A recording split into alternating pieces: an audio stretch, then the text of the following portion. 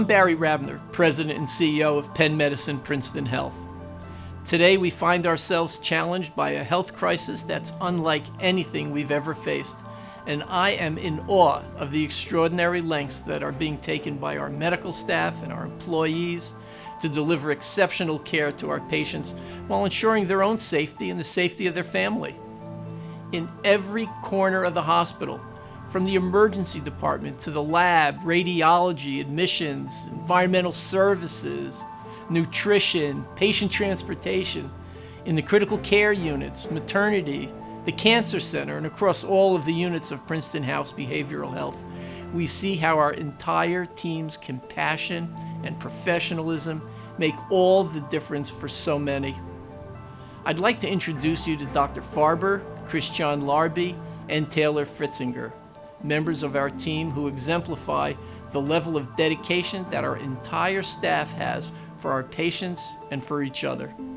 Before you meet these extraordinary individuals, I'd like to take a moment to thank the community for its support. From a surprise visit by more than 20 first responder organizations, to supplies and equipment, to countless thank you cards and letters, to overwhelming donations of meals and snacks for our staff and handmade signs expressing thanks and support, it warms our hearts to have those who turn to us for their care show such sincere appreciation. Rest assured that our unwavering commitment to our patients and their families will continue. Once again, I'd like to thank the entire staff for their compassion, endurance, courage, and care that you've shown during these challenging times. Words cannot describe your heroism.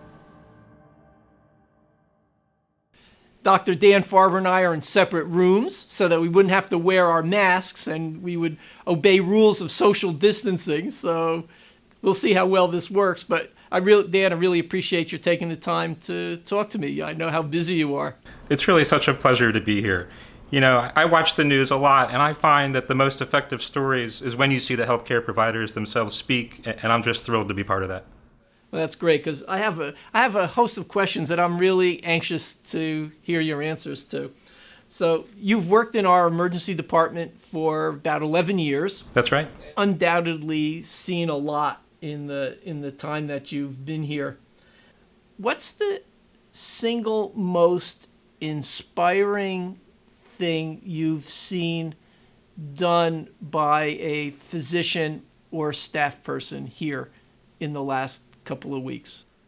I think it's the humanity. You know, when you look at the caring from the nurses and the respiratory therapists and the radiology techs and the docs, that's really what I find inspiring when I come to work every day. The genuine caring and empathy. And so I'm curious, what's the one thing that you've done that you're most pleased about yourself for? You know, one of the unanticipated complications of dealing with this disease is that the families can't come to see the people that they love, which is just tragedy compounded on tragedy. But when you can show them either the picture or the video of who you're caring for, it seems to make all the difference in the world. And although it's a relatively simple act, I find it incredibly beneficial to everybody involved. So Dan, what do you worry most about? And I'm most interested in understanding how you manage that worry. You know, how do you manage your feelings around that? I remember walking in, and I usually come in through the ambulance bay, and I was scared. I was frightful. I wasn't used to that feeling, and the doors opened, and everybody was there, which I couldn't believe. You know, registration was there, the nurses were there, the techs were there, the other docs were there, environmental services was there. And so the best concept that I've come up with is it's okay to be scared, but it's so much better to be scared when you're with other people.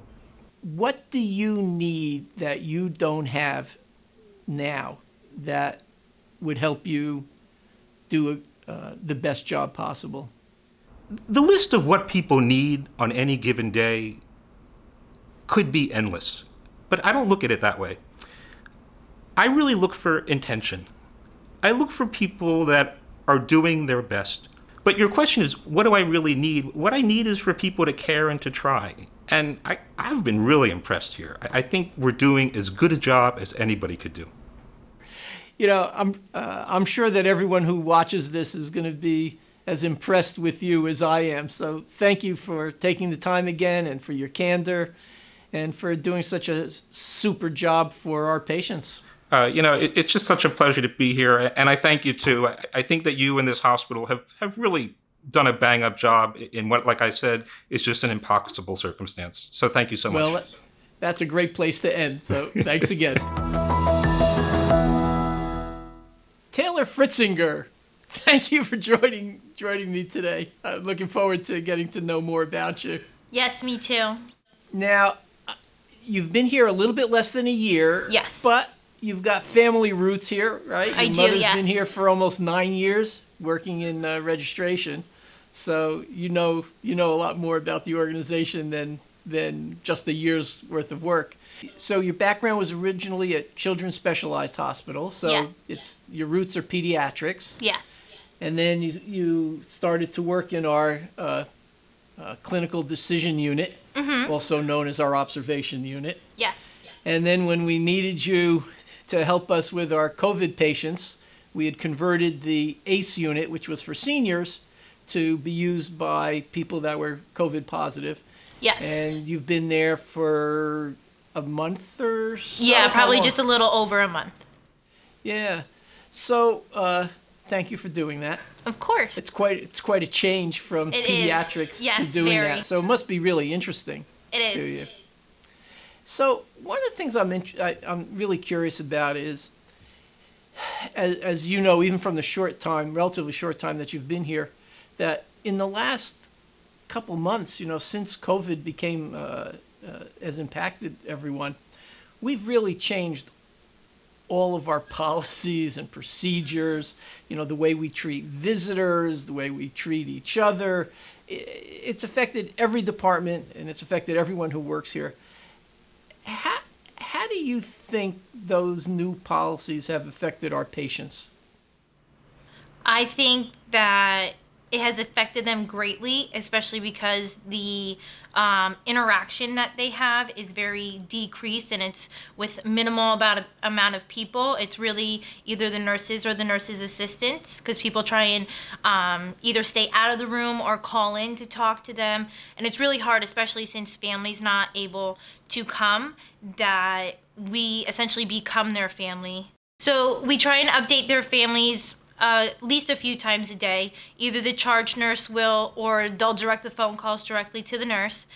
We also have the iPad that we bring in the rooms for them to FaceTime with. It's definitely a different kind of nursing or a different kind of healthcare right now, because you're all like gowned up and you're trying to be there for the patient, but at the same time limit the amount of times you're going in the room so you don't expose yourself that much, but at the same time providing them with the care, the comfort, and the nursing that they need. What's the hardest part of your job now? Would definitely be the interaction. I'm a very personable person. I like to get to know the patient and spend time with them. And it's very hard because, again, at the same time, I want to provide them with the care they need, the care that they deserve. But at the same time, I don't want to use excess PPE or risk myself being exposed for a long period of time, because then if I get exposed and sick, then I can't take care of them properly. So it's hard to try and build that genuine connection that I like doing, and why I spend so much time in a room. There's something very special about what you just said. If I get exposed, then I won't be able to take care of them. No. Yes. What do you find the most rewarding part of your job now? Definitely being able to see people go home.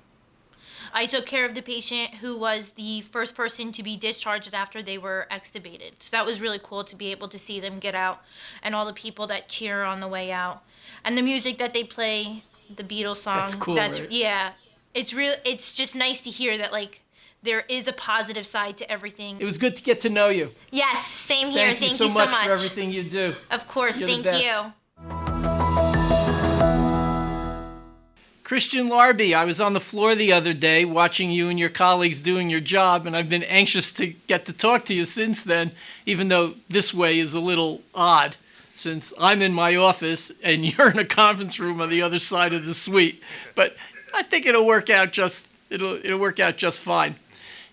Can we take a minute though so you were an OR tech until a couple of weeks ago, when you joined this the new proning team.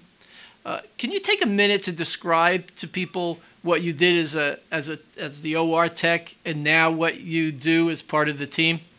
Yeah, so we actually are OR assistants, and pretty much we were responsible for room preparation, room setups, and breaking down, desanitizing.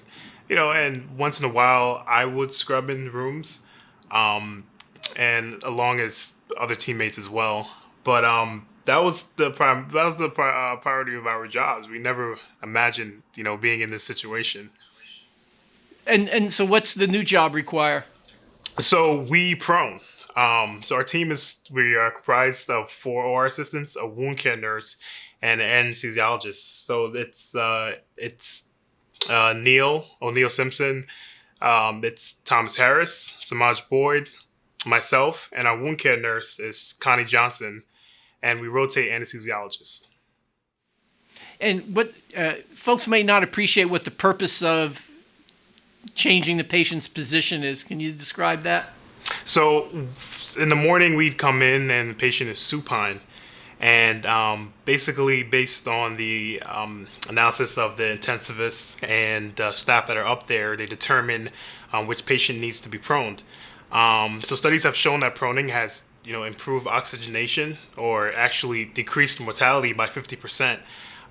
So once that happens, what we do is we take the patient and we kind of burrito them, and we have different techniques. So basically, we take them from supine and literally prone them all the way to the prone position, but it gets very technical because we have to make sure the wires are aligned in each place. We have to also make sure that we padded each bony prominence to maintain skin integrity, as well as make sure there's no pressure ulcers. To really take care of the patient, we put the patient up in the proper degree angle just to make sure they're getting better oxygen. So it comprises of all those different components. There's a little bit of like choreography, coordination to the whole thing. Yeah. So how did you learn how to do it? And then how did you come to be so good at it? In the OR, we're used to, just moving patients from the OR table to the bed, and that's, a nice fluid motion. But from supine to full prone position was completely different. Now, we got so good because of repetition, honestly. So we did a couple, simulations on our own where we would lie on the bed and we would all gather each other and we would try to, simulate proning situations and with the wire. So it was really repetition over and over again, as well as just trying to get comfortable. And it's just a whole lot of trust, and not one person is more important than the other. We're literally just one team. So repetition really got us to where we are now. Now that you've really refined it, what is the most challenging part of it now? The most challenging part is honestly, we have such an eager and such, we want patients to get better. So the toughest part about it is, sometimes we go in and we see, the same patients that we prone for about several weeks and they're just not progressing. That's just the toughest part. More the emotional standpoint is where things get tough. And occasionally we would have new patients and kind of just starting them to see where the patient is comfortable, because not each patient is the same. So we have to make sure that each individual patient is comfortable when we're turning and proning.